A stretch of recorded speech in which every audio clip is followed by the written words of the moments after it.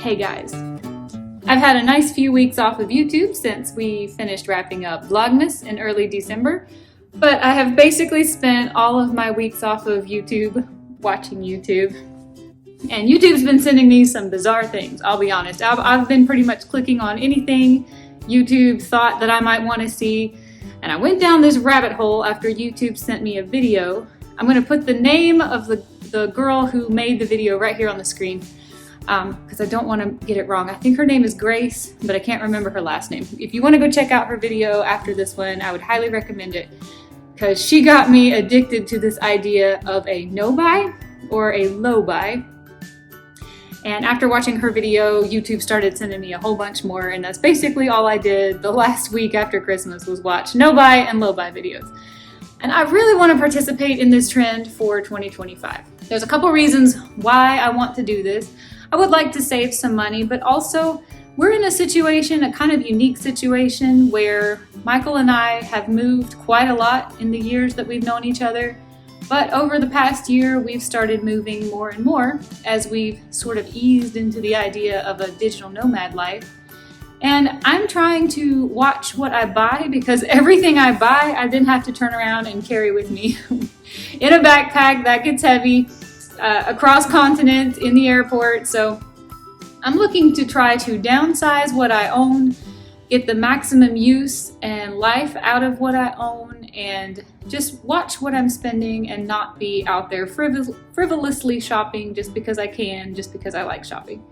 I don't really think I have a whole lot of behaviors really to curb here, because I'm not the kind of person who just blows money or shops irresponsibly. But I'm telling you, this trend is addictive. I have been watching so many videos, and it's kind of got me wanting to be a part of that community. So I'm going to give it my best, what do you call it? I'm going to give this my best shot. So I'm only doing this video because number one, I want to hold myself accountable and be sure I actually stick to my goals. And B, I'm hoping that it might do like Grace's video did for me and come across someone else's page and get them excited to do a challenge like this.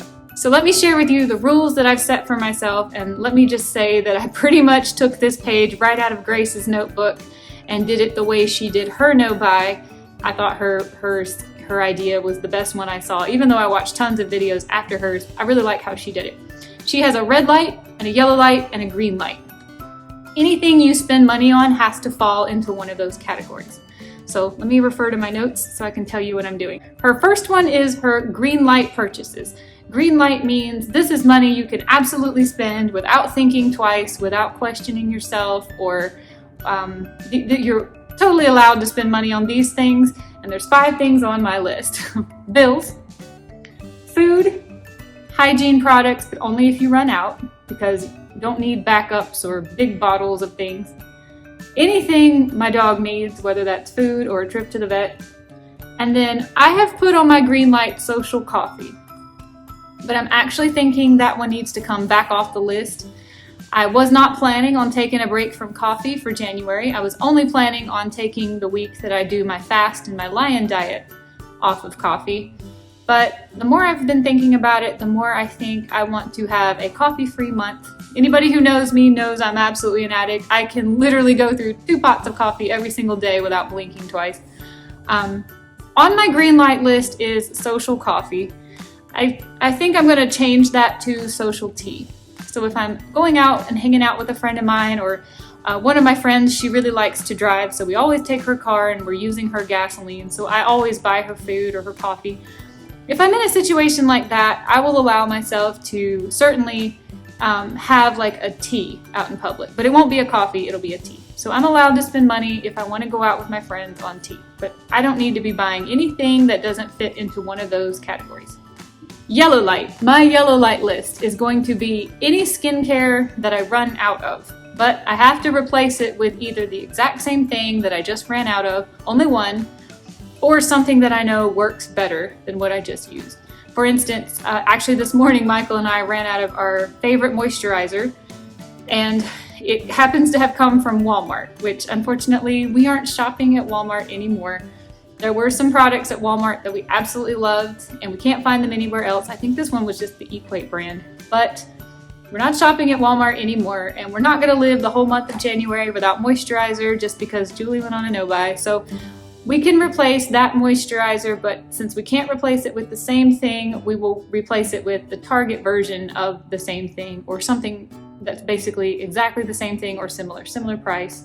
But none of this buy one, get one free, or taking advantage of sales and just stocking up on backups of products that we don't need. We're only going to replace a one in, one out type of replacement on skincare.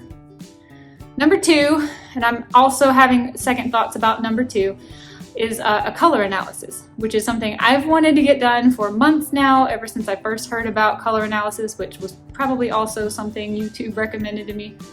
And I've been in a text message chat with a local analyst here in Charlotte, and I really want to book her services. We talked a lot back in late December.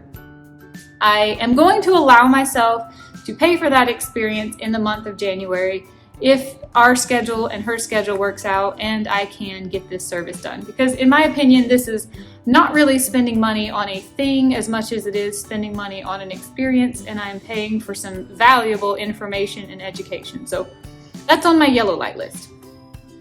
Also on my yellow light list is travel and experiences. There is no way I'm going to go on a no-buy and then not go anywhere or do anything in the month of January.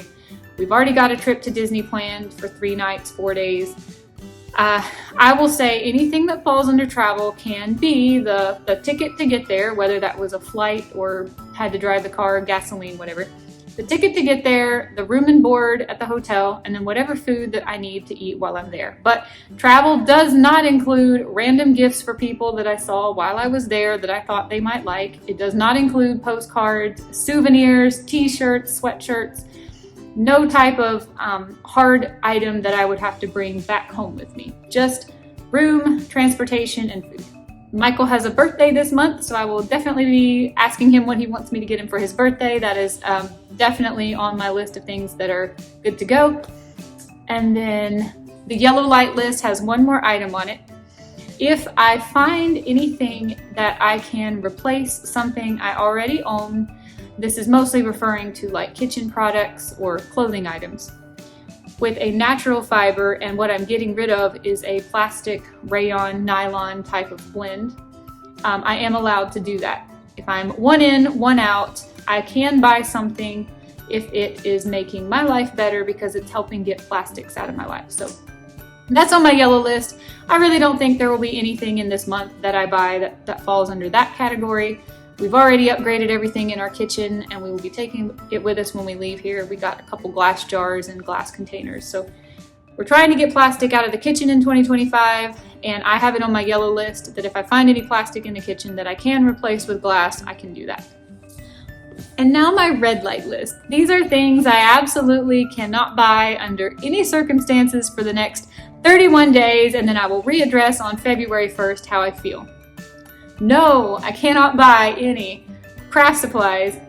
I guess I don't talk about this much on my channel, but I am a super crafter. I love crocheting. I love doing my journaling, although I've sort of fell off that. I'm trying to get back into it. And I'm learning to knit, and it's going to be devastating not to buy craft supplies. But I have to stop because I buy the materials for a project, and then I make the project and have way so much stuff left over. And then I end up having to haul it around with me. I still have balls of yarn and paraphernalia from the mochila bag that I made in Colombia that I never found a way to use up these little pieces. Didn't want to throw them away, didn't know what to do with them. I have to stop buying craft supplies. If I want to craft, I can find something I already own and use that up, or I can find a new hobby. This is not permanent, this is not forever, but for the month of January, no more trips to Michael's, Hobby Lobby, you name it, and just buying craft supplies that are just going to accumulate, and then I have to haul them around. No more makeup, no more nail polish. I have so much nail polish. It's all Olive and June. I absolutely love that nail polish. I have enough. I have so much, and I have even more in Florida in storage that I can't wait to get back. I don't need any more nail polish, and I definitely don't need any more makeup. Even though I don't really own a whole lot of makeup, what I really want to do is I'd like to see the progress of what it would be like if I stopped buying any and actually tried to like use up every single thing, every drop, every powder, every single thing that I own if I could actually use it all up. So no more buying makeup, no more buying nail polish or any of those types of supplies.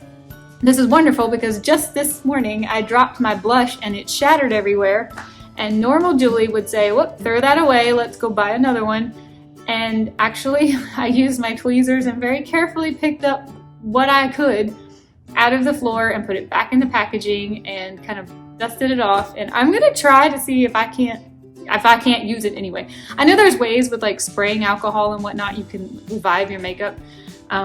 I'm just curious to see if I can actually use, like as in apply it all to my face and then use up everything that I own. I think that would be kind of cool, kind of exciting. No more clothing, no more shoes. This one is not hard. Michael and I are, like I said, living out of backpacks. We can only move so much at a time and it's very heavy. So I have enough clothes, I have enough shoes.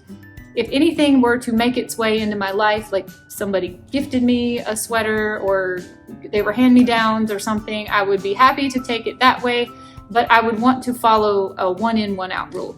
I have plenty of clothes, even for somebody who lives out of a backpack. I have plenty of clothes. I have clothes for all seasons. I have 2 pairs of shoes with me right now.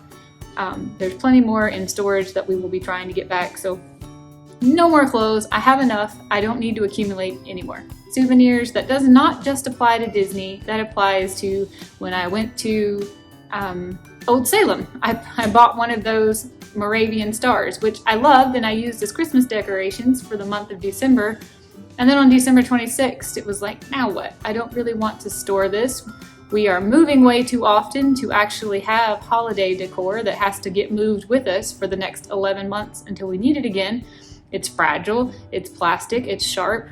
So I ended up giving that away, and I think I need to put a moratorium on any type of souvenirs anywhere I go. I definitely don't want to buy anything this month anywhere that I travel.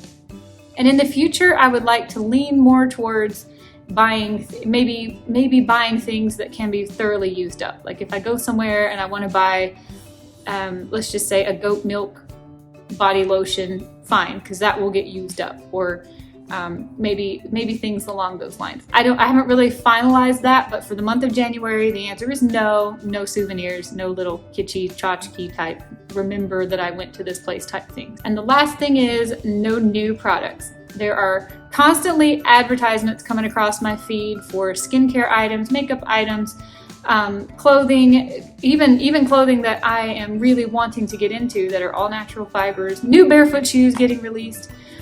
I am going to say no for the month of January to trying any of those products, and just for the sake of it being new and I want the new experience. I'm hoping I can take these things that I learned in the month of January forward into the rest of 2025 and change the way I look at buying things. But this is just for the first month. I'm setting myself a little goal and I'm holding myself accountable by telling you what I'm doing. That I'm going to stick to these rules for 31 days, and then I will be back and we'll do an outro to this series and see how I feel about it. And maybe if I've learned anything or if I have more to share, I will do it again for the month of February. And I would like to see in an ideal world that I can continue something along these lines, pursuing a path towards real minimalism for the rest of 2025. All right, I know this isn't everyone's cup of tea, but I hope you enjoyed this video. Please hold me accountable. Don't let me slip up on any of these rules. And I will see you guys another day in another video. Bye, everybody.